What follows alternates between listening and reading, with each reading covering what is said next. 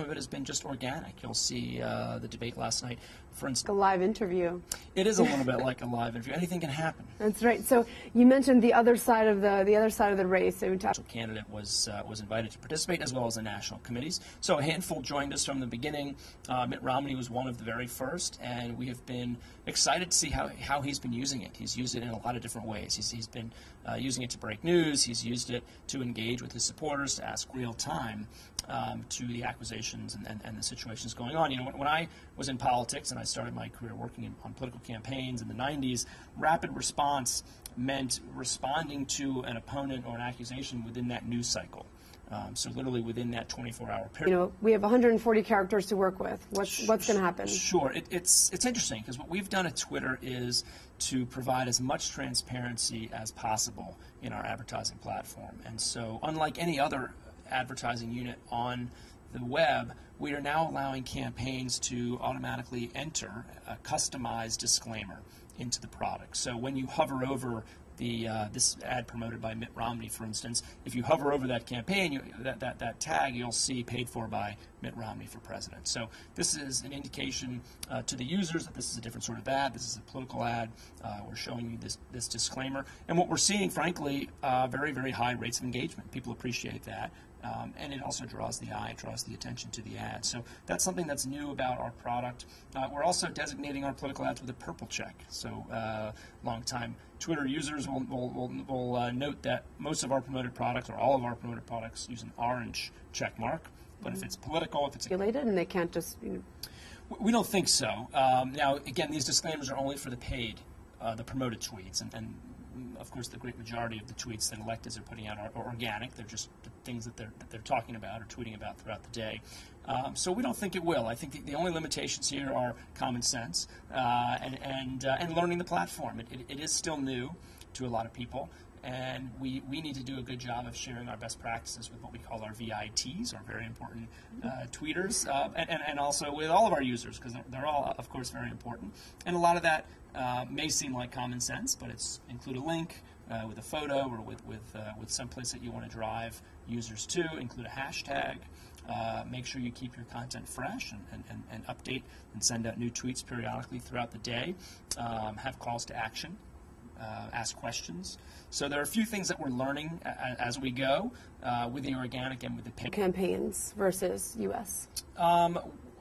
Are the latest numbers that we've released indicate 200 million users globally, 100 million active, with 400 million uniques visiting the website, and those are global. So spread out all across the world.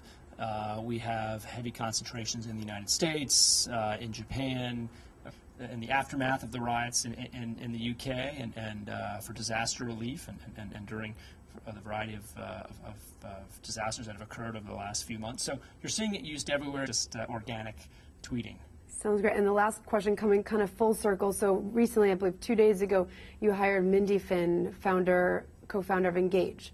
So does that speak to Twitter's future of, building out the political arena?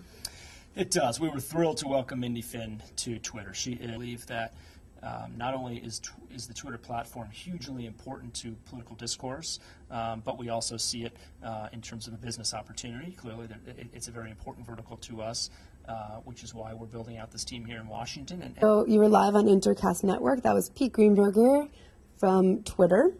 And we are looking forward to our next guest, who will likely be Pete Snyder, who is the moderator of the Innovator Panel, who I promised you earlier bring questions. And please keep the questions coming. The questions are really fabulous, and the engagement really helps make this a more lively experience. And with Shane Greer, they're doing a great job here. So we're going to hang tight, and we're going to see who's going to come in. We're going to see either Pete Snyder from New Media Strategies and Innovator Panel, or there's another consultant who I believe will be joining us, and we'll have to hang tight to see that. So I think the Twitter initiatives are really fabulous. I think that Pete Greenberger is more affiliated with the Democratic side, while actually his background though is at Google, and Mindy Finn, who was hired 2 days ago, is more on the Republican side. So it will be interesting to see how the cookie crumbles in terms of, you can come on in. how the cookie crumbles in terms of Democrat Republican, or how that group, and the University of Virginia Center for Politics. So come on down. Come on down. Yeah, come on. Come on. We're John, Melissa, here, why don't you go on this side of us? So here we have, is this okay? Oh, yeah, totally. This Okay, is fine, yeah. John Hlinko, is that how I say it? Yes, exactly right. From Left Action? Yes. So John, tell me, what is Left Action? Left Action is a network of about 1 million progressive activists, and we're taking a little more of an edgy approach, a little more of a humorous approach to activism. And it's found at leftaction.com. Facebook.com/leftaction is our page. So tell me, give me some humorous approaches to campaigns. Let me give you a little preface. This is live. You're live on Intercast Network and on the Campaign Election Facebook tab, homepage, and on intercastnetwork.com. So give us a little slice of humor. Well, I'll try to think what Humor I can say on to a family demand. friend, another candidate. Actually, in fact, this case it was Sarah Palin. She was talking about, I don't know if you all remember, but during the healthcare debate, she was talking about death panels, which happened to be ficticious. So we actually had a petition where for every signature we sent her a pile of crap.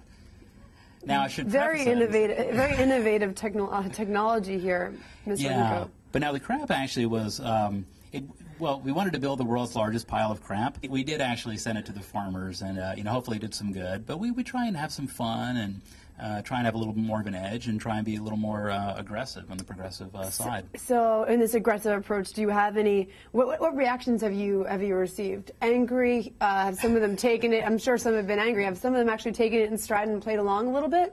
Well, the progressives themselves love it. In a fact-based world, you can make these combinations. So we do get some of that. But to be honest, we also have a lot of folks from the right who come on and want to have a good conversation, and they want to engage, and they want to learn and teach, and that's cool. We're up for that. So how do you monetize this business model? That assumes monetization. We're actually, but that really is what helps us and makes it possible. And what's cool for us is when we do promote these actions from other organizations, it enables us to channel our activists into volunteer opportunities, into just knowing new organizations. Frankly, I think it's by far the best way to aggregate a disparate audience, geographically disparate audience, so we're very much a part of what we do. But a lot of the rest of it is very straightforward. Petition, advocacy petition, opera that'll come out in the next 6 to 12 months. We look forward to seeing that. So, John, are you here as... People is, you can go out and one by one try and draw in these people, or you can go to where they already are and get your message in front of them and hopefully entice them. Oh, you know what? I don't know if this... let me give you my card. Thank you very much. Yeah. I'm doing well. So Jason and I have been working at this Campaign Tech Conference, and you've been sitting at the table. How has your experience been at the table? What kind of people are you seeing walking by? It's great. I mean,